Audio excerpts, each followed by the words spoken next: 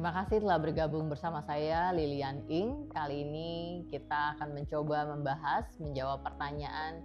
Belakangan ini saya banyak sekali mendapatkan pertanyaan mengapa Donald Trump dan Benjamin Netanyahu seolah-olah lepas dari pertanggungjawaban atas yang mereka lakukan baik di Palestina maupun sekarang di Iran. Ini pertanyaan yang sangat menarik sekali. Saya bukan ahli politik dan ahli hukum internasional, namun mungkin kita bisa membahas bersama. Yang pertama adalah apa motivasi dari serangan yang dilakukan ke Iran. Kalau kita lihat, Amerika Serikat tentu ingin mempertahankan sebagai hegemonic power termasuk juga di Middle East dan menguasai sumber daya di Timur Tengah atau Middle East.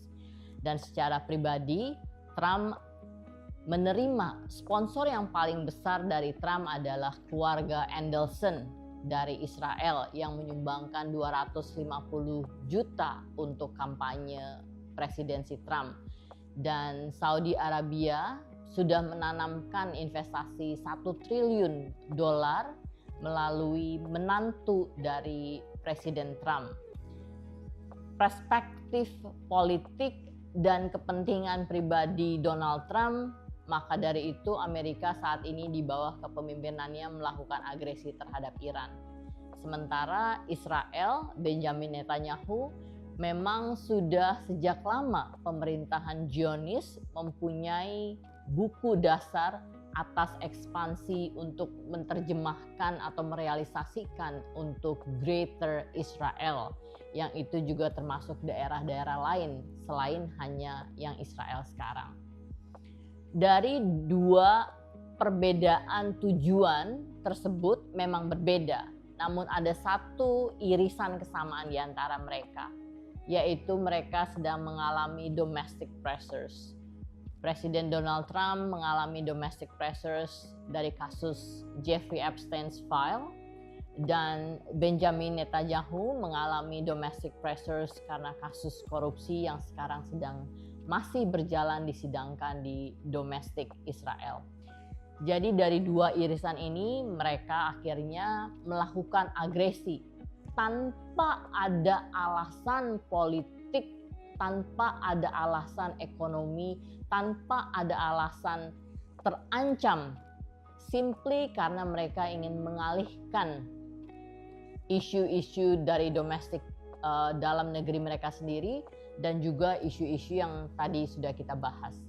Kemudian poin kedua adalah secara yang dikatakan atau yang mereka sumbarkan di media, yaitu ingin membuat Iran menjadi negara demokrasi. Tapi kalau kita lihat, saat Iran di tahun 1943 terpilih Prime Minister Iran secara demokratik, dan itu dijatuhkan oleh Amerika Serikat. Amerika Serikat akhirnya memilih Shah Iran dari Royal Family. Apakah itu baik atau tidak baik? Buktinya seiring jalan hingga tahun 1979 terjadi revolusi besar di Iran, dan itu mengangkat Ayatollah Khomeini menjadi supreme leader di Iran. Dan sekarang kalau mereka argumennya ingin membawa kembali Iran menjadi negara demokrasi yang mana yang akan mereka capai? Apa yang akan mereka capai?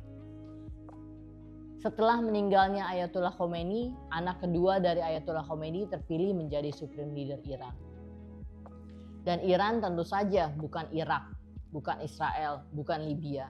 Iran sudah belajar bertahan dari embargo Amerika Serikat.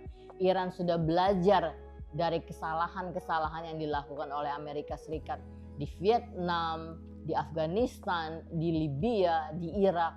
Iran sudah belajar untuk bertahan dari semua serangan-serangan yang ada dan manuver-manuver politik yang dilakukan oleh Amerika Serikat. Sekali lagi, saya bukan berarti membela Ayatollah Khomeini atau membenarkan apa yang sudah dilakukan Ayatollah Khomeini selama kepemimpinan Namun yang perlu kita tekankan bersama adalah agresi Amerika Serikat dan Israel terhadap Iran adalah ilegal dan tidak sesuai dengan norma-norma hukum internasional. Dan agresi Amerika Serikat dan Israel sangat melanggar hukum internasional, terutama dalam 3 aspek penting. Yang pertama adalah mereka menyerang posisi-posisi kependudukan. Buktinya adalah meninggalnya paling tidak 168 orang dalam pemboman di sekolah di Iran. Sampai saat ini masih dikatakan Amerika Serikat akan melakukan investigasi. Hanya Trump yang mengatakan bahwa Tomahawk itu adalah bukan milik Amerika Serikat. Padahal misal Tomahawk itu adalah milik Amerika Serikat dan hanya dijual oleh Amerika Serikat ke Australia dan Jepang. Jadi tidak mungkin Iran memiliki misal jenis tersebut. Kesalahan fatal kedua yang dilakukan oleh Amerika Serikat dengan Israel terhadap serangannya ke Iran adalah membom fasilitas-fasilitas yang menyangkut hajat hidup orang banyak. Contohnya air bersih yang itu menghidupi paling tidak 8 desa di Iran. Yang ketiga adalah membom atau merusak cultural heritage di Iran, atau paling tidak 3 dari cultural heritage yang dilindungi UNESCO di Iran yang berumur ratusan tahun, dan tentunya banyak sekali kesalahan-kesalahan dan dosa perang lainnya. Perlu kita ingat bersama bahwa Benjamin Netanyahu sebetulnya sejak agresi genosida di Palestina sudah ditetapkan sebagai penjahat perang.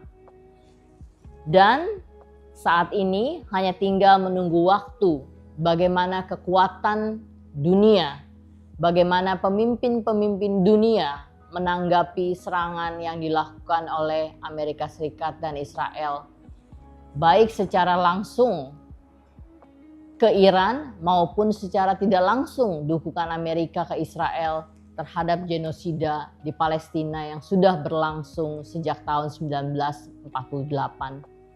Sekali lagi, ini adalah masalah bagaimana pemimpin dunia, termasuk pemimpin Indonesia, berani untuk menegakkan international law, berani untuk memperjuangkan hak-hak asasi manusia, dan kita sebagai masyarakat dunia untuk memberani membela nilai-nilai kemanusiaan.